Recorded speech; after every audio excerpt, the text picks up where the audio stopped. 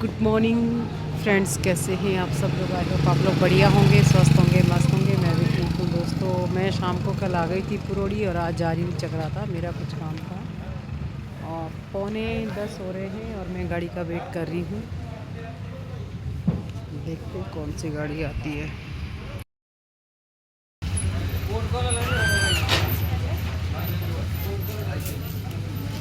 गाजर कैसे दी? नहीं कि कैसे दी मैं पूछ रही हूँ। अभी तो मैं उधर जा रही हूँ। कैसे? अच्छा। हाँ हाँ, बंदरों का खौफ।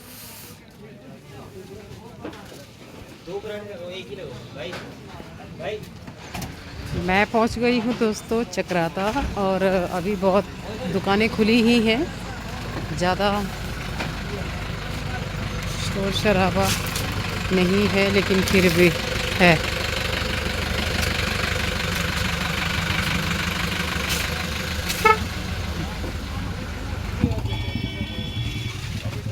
मैं जा रही हूँ अभी अपनी फ्रेंड को मिलने, रीना शाह से मिलने जा रही हूँ। और देखती हूँ कि उसके एक्सप्रेशन क्या रहते हैं। ऊपर होगी घर पे तो सीधा ऊपर ही जाऊंगी। अगर बाहर होगी तो मेरे सरप्राइज़ का बिल्कुल सत्यानाश हो जाएगा।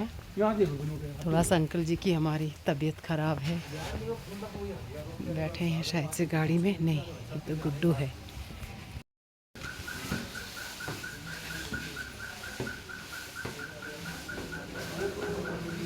कोई और भी है? कौन है?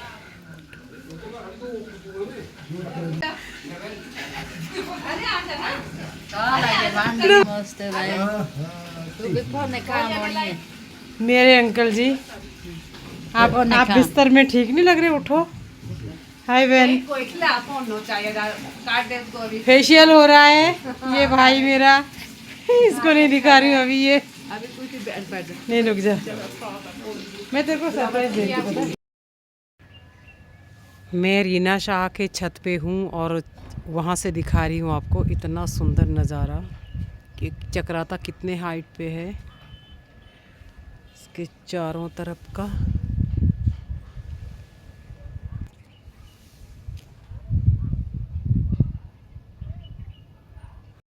तो दोस्तों है आकाशो मैं जा रही हूँ अभी तहसील में मेरे जो कागज़ उस पर मोहर लगवाने के लिए। दुआ करूँ कि पटवारी मिल जाए मुझे। और मैं मेरे अंकल जी है पीछे, मजाक कर रहे मेरा। नहीं, मजाक नहीं कर रहे। तो मैं मोहर लगा के फिर वापस आती हूँ। वापस से रीना से मिलूँगी। देखते हैं आज ये क्या करने वाली है। खिचड़ी बनाने वाली है, क्या ही बोल रही है। बीमार बना रखा है सबको, अच्छा कुछ खिला नहीं रही है अंकल जी।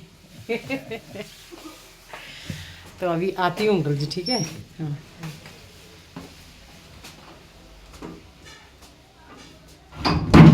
चला जाए और मिलते हैं तहसील में।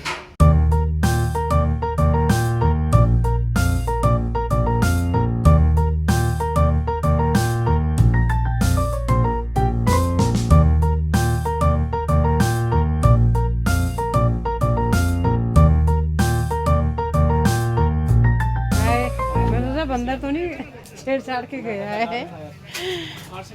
बस बढ़िया। क्या हो रहा है?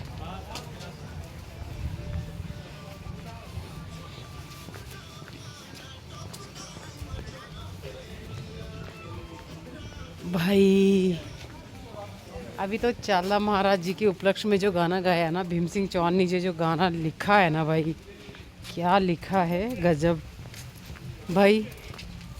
दिल से शुक्रिया अदा करेंगे भीम सिंह चौहान जी का, जिन्होंने इतना सुंदर गाना लिखा है और बहुत ही खूबसूरत, बहुत दिल से गाया है। जिसने भी गाया है बहुत इमोशनल हो जाते हैं वो गाना सुन के।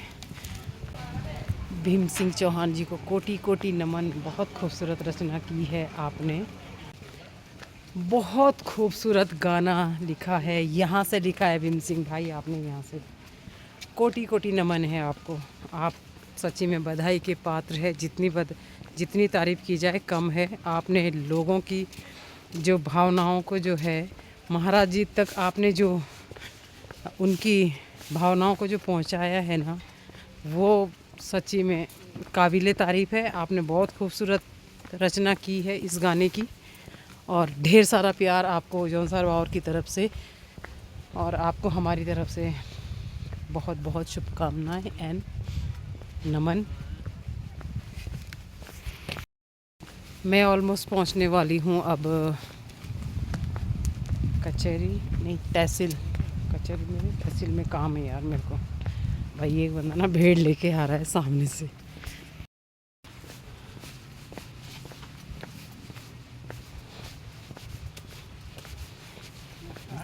पुण्य दी जोंगलो दी चार नोग इतके लिए चारी खाशी रौली खाई तो तुम्हारे हाथ में थी बैठा, तुम्हारे तो उसमें थी। अच्छा भाई कुत्ते भी बड़े खूंखार है। मैं पहुंच गई हूँ तहसील में और निकलवाती हूँ सबसे पहले खतौनी।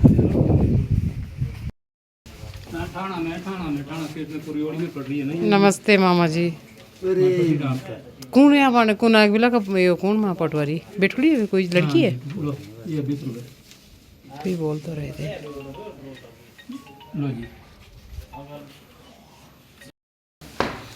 मेरा खतौनी का काम हो गया है, अब जा रही हूँ पटवारी के पास। मिस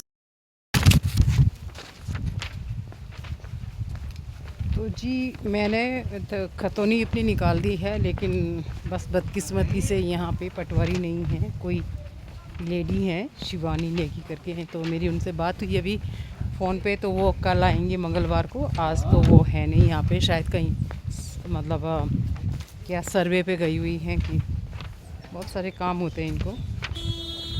तो चलिए मैं फिर अब कल तो मेरे को आना नहीं हो पाएगा। मैं सोच रही हूँ कि वीरेंद्र को दे देती हूँ और वो लगवा लेंगे इस पर मोहर। मैं खतौनी भी उसको दे देती हूँ, लेकिन खतौनी की अभी मुझे फ़ोटोकॉपी करनी है। तो यहाँ पे कोई है नहीं अभी, तो चलिए फिर गेट पे जा रही हूँ मैं अभी।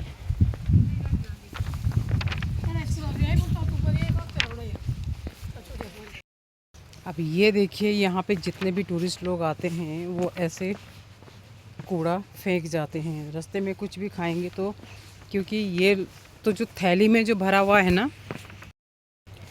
थैली में समझ लो कि जो थैली में पैक के कूड़ा सिर्फ उसमें चिप्स और रैपर है। यानी कि घर के लोग जो अगर खाते हैं कोई भी चीज़ तो अपने घर के कूड़े दान में डालते हैं, उसमें गीला कचरा भी होता है, इसमें सिर्फ और सिर्फ रैपर है। तो इसका मतलब ये कि जो टूरिस्ट लोग आते हैं और जो गाड़ियों में खाते हैं वो अपने हाथ में थैली लेके इधर उधर कहीं पे भी थ्रो आउट कर देते हैं। और यहाँ पे सबको मालूम है कि बंदरों का आतंक इतना है कि वो लोग एक एक चीज़ को खोल के रखते हैं। थैलियाँ तो थैलियाँ, वो कई चीज़ों को खोल के रख देते हैं और सारा कूड़ा इधर उधर फैला देते हैं। तो ये थोड़ा सा ध्यान में रखना चाहिए आने वाले लोगों को भी कि भाई आप इतनी खूबसूरत जगह पे आ रहे हो, इतना नीट एंड क्लीन है चक्राता, और आप इस तरीके से जो है कूड़ा रास्ते में फेंक जाते हैं। तो प्लीज़ ये ध्यान में रखें। अब मैं सीढ़ियों से उतर रही हूँ नीचे और वीरेंद्र का इंतज़ार करना है, क्योंकि मुझे ये कार्ड उसी को देना है ताकि वो कल इसमें पटवारी के साइन करवा दें। गेट की सीढ़ियाँ हैं।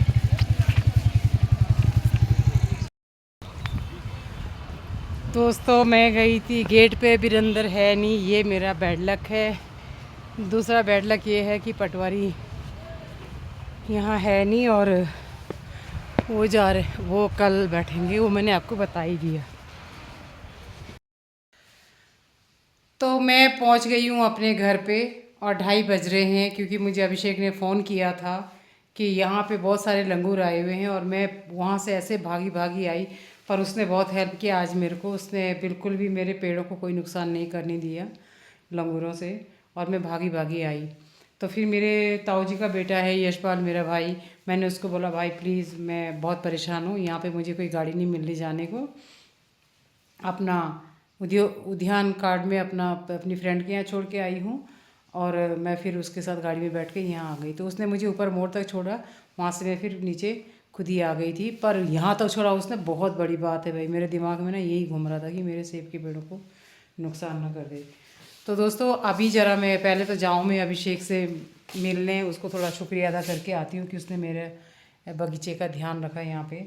उसके घर जाती हूँ, थोड़ा उसको शुक्रिया अदा करने जाती हूँ। भाई तूने सच्ची में उसने बेचारे ने फ़ोन कर दिया और वो पटाखे लेके आया और उसने बोला कि नहीं दीदी आप टेंशन मत करो, मैं देख लूँगा, आप आओ आराम से। तो फिर मैंने भाई को बोला कि भाई वो बेचारा मुझे यहाँ तक उसने छोड़ दिया।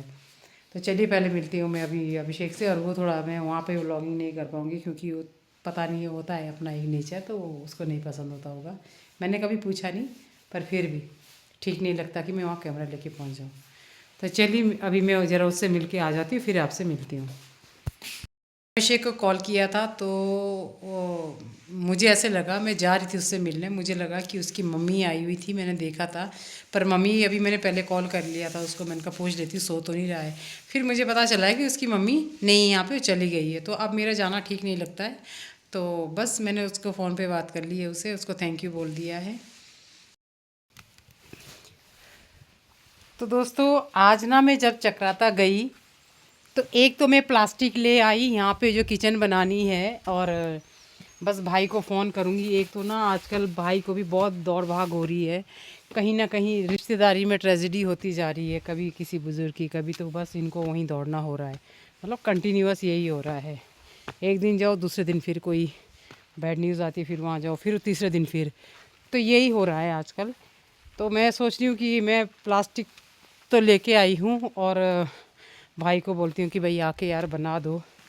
और कल मैं जाऊँगी, कल मैंने सोचा है कि मैं ऊपर से ना वो चूल्हे की मिट्टी आती है ग्रे कलर की, सीमेंट कलर की, तो वो बारीक सी मिट्टी को मैं इकट्ठा करूँगी, उसको भिगाऊँगी, कूटूँगी उसको ना। बहुत बहुत ही मेहनत लगती है उसको बनाने में। अब इतना सुंदर चूल्हा मेरे से नहीं बन पाएगा, पर मुझे किसी को तो बोलना पड़ेगा कि भाई आके मेरा चूल्हा बना दो। मैं चाहती हूँ कि बाहर बहुत सुंदर सा चूल्हा बने जिसमें मैं पाइप लगा दूँ, धुआं बाहर जाए, ऐसा हो।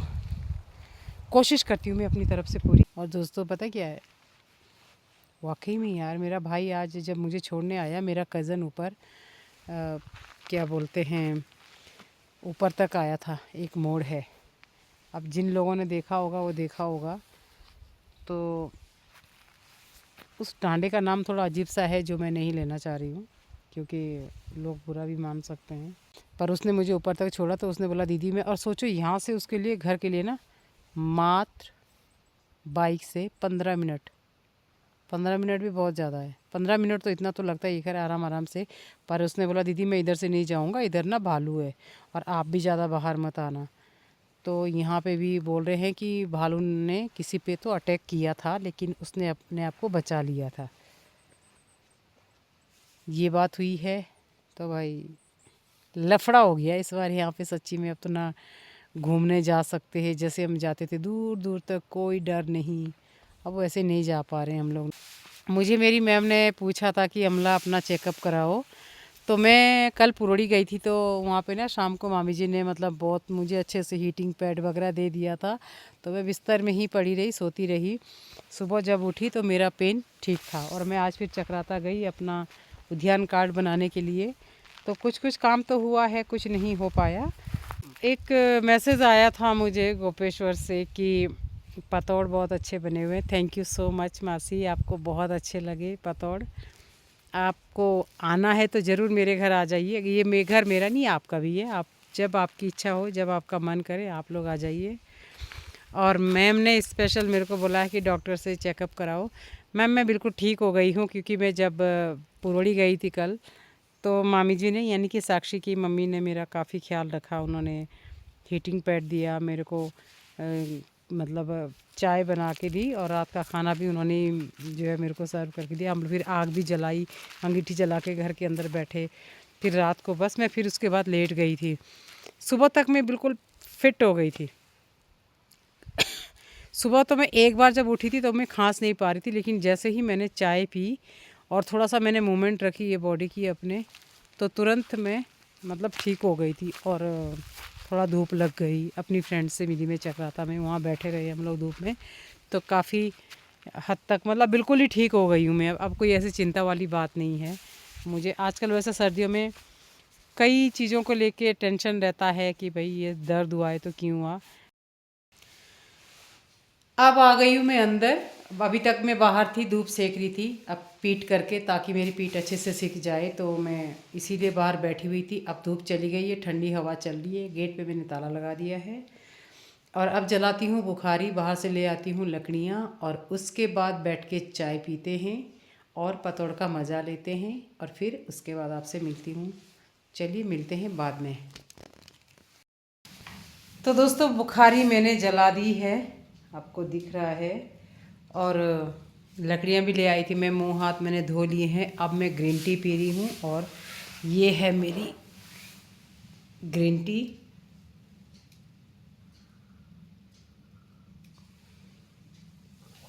अच्छा है।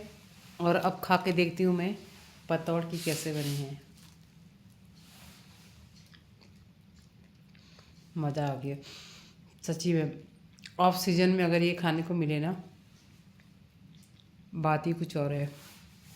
कल मैंने आपको दिखाया था कि मैं वो हरे पत्तों का साग उबाल रही थी, तो मैं फिर मेरा अचानक से मूड बना कि मुझे पुरौड़ी जाना है। फिर मैंने उसे फटाफट कुकर से खाली किया, फ्रिज में रखा, और अब मैं उसे कल बनाऊंगी। कल तो मुझे कद्दू की सब्ज़ी भी बनानी है, तो पहले मामी जी, कविता की मम्मी को फ़ोन कर लेती हूँ, टुंगरा वाली मामी जी को, कि आ रहे हैं तो मैं बनाऊंगी, नहीं आ रहे हैं तो फिर नहीं बनाऊंगी, क्योंकि उन्हें पसंद है। दोस्तों एक तो ना चक्राता में बाल अच्छे नहीं काटते। अब मुझे विकास नगर जाने का इंतज़ार करना पड़ेगा और देखना पड़ेगा कि मैं कब यहाँ पे से स्पेशल बाल काटने के लिए विकास नगर जा पाऊँगी। बाकी के काम भी करूँगी, कुछ वहाँ पे जो काम होंगे वो भी करने हैं। उससे पहले मेरे पास एक पेट आना चाहिए, क्योंकि मैं अपना बगीचा ऐसे ही नहीं छोड़ सकती। तो देखते हैं क्या हो सकता है क्या नहीं हो सकता है, वो तो आपको अपडेट मिल ही जाएगी। तो चलिए अब लेते हैं आपसे इजाज़त, और मिलते हैं आपसे नेक्स्ट ब्लॉग में। तब तक के लिए do like share comment subscribe my YouTube channel नोमैडी कमला। और सब लोग खुश रहिएगा, मस्त रहिएगा, अपना ध्यान रखिएगा और सेहतमंद रहिएगा। चलिए बाय बाय।